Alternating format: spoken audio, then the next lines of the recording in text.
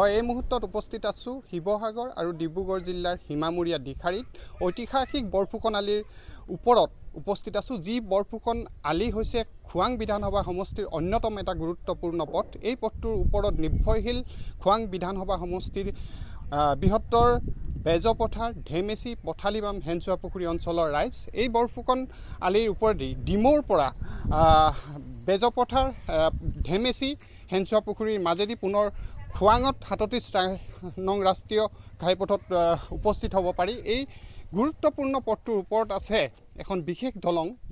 দিখাৰী জানৰ ওপৰত থকা এখন লোহাৰ দলং, যিখন দলং আজি বছৰ বছৰ ধৰি জৰাজীৰ্ণ অৱস্থাত দৃষ্টিগোচৰ হৈ আছে আৰু এই দলংখনক লৈ এই অঞ্চলৰ ৰাইজে অশেষ সমস্যাৰ সন্মুখীন হৈছে।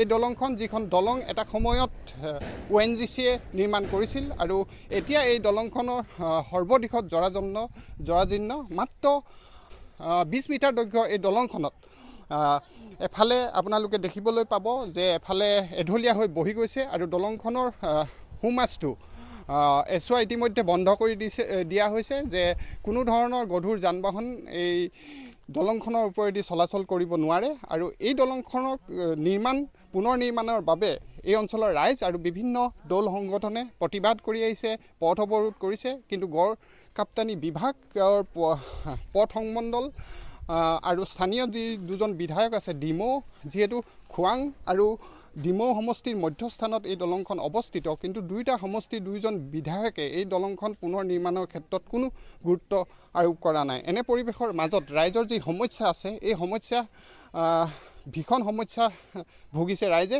আৰু তেওঁলোকৰ আমাৰ মাজত উপস্থিত আছে কেইবাজনো স্থানীয় যুৱক। আমি তেখেতলোকৰ মুখেৰে জানিব বিচাৰিম তেওঁলোকৰ সমস্যা আৰু তেওঁলোকৰ দাবী কিয় গুৰুত্ব আৰোপ কৰা নাই। হয়, আমি বিগত 1-1.5 বছৰমান আগৰ পূৰ্বে আমি এই দলংখনৰ জৰাজীৰ্ণ অৱস্থাৰ ওপৰত প্ৰতিবাদ সাব্যস্ত কৰিছিলোঁ। আমি পথ অৱৰোধ কাৰ্যসূচী হাতত লৈছিলোঁ। আমি অসম চাহ জনজাতি ছাত্ৰ সন্থাই তেতিয়াৰ সময়তে আমি এই পথটি অৱৰোধ কৰি আমি দাবী উত্থাপন কৰিছিলোঁ যে অতি শীঘ্ৰে আপোনালোকে এই দলংখন নিৰ্মাণৰ ব্যৱস্থা কৰক। কিন্তু আমি দেখা পালোঁ আজি প্ৰায় 1.5 বছৰমান সময় অতিক্ৰম কৰিলে, কিন্তু এই দলংখন নিৰ্মাণৰ নামত কোনো ধৰণৰ ব্যৱস্থা তেওঁলোকে গ্ৰহণ কৰা নাই। আমি তেওঁলোকৰ এই কাৰ্যক তীব্ৰ ভাষাৰে গৰিহণা দিছোঁ, ধিক্কাৰ জনাইছোঁ। আমি পোনপ্ৰথমতে ধিক্কাৰ জনাইছোঁ আমাৰ স্থানীয় যিজন বিধায়ক চক্ৰধৰ গগৈ, তেওঁক তীব্ৰ ভাষাৰে গৰিহণা দিছোঁ।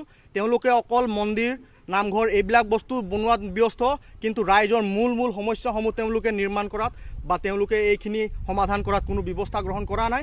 আমি তাৰ লগে লগে আমি বিভাগীয় কৰ্তৃপক্ষক তীব্ৰ ভাষাৰে গৰিহণা দিছোঁ আৰু আমি দাবী জনাব বিচাৰিছোঁ অতি সোনকালে এই দলংখন নিৰ্মাণৰ কাৰ্য তেওঁলোকে হাতত লওক। অন্যথা যদি এই দলংখনত কিবা দুৰ্ঘটনাত পতিত হৈ কোনোবা ব্যক্তিৰ যদি মৃত্যু হয়, আমি কিন্তু তেতিয়া শান্ত হৈ নাথাকিম। আমি হয়তো ৰাজপথলৈ ওলাই যাবলৈ বাধ্য হ'ম। ধন্যবাদ। জয়তুৱাত ছাৰ, জয় অসম। হয়, তেওঁলোকৰ যথেষ্ট ক্ষোভ আছে যে খোৱাং সমষ্টিৰ বিধায়ক চক্ৰধৰ গগৈয়ে এই দলংখনৰ প্ৰতি কণমানো ভূক্ষেপ দিয়া নাই। যিকোনো সময়তে দুৰ্ঘটনা সংঘটিত হ'ব পাৰে এই দলংখনত। তেওঁলোকে পুনৰ নিৰ্মাণৰ দাবী উত্থাপন কৰি আহিছে যদিও গড় কাপ্তানি বিভাগৰ পথ সংমণ্ডলে দলংখন কেৱল মেৰামতি কৰিয়েই নিজৰ দায়িত্ব সামৰিছে।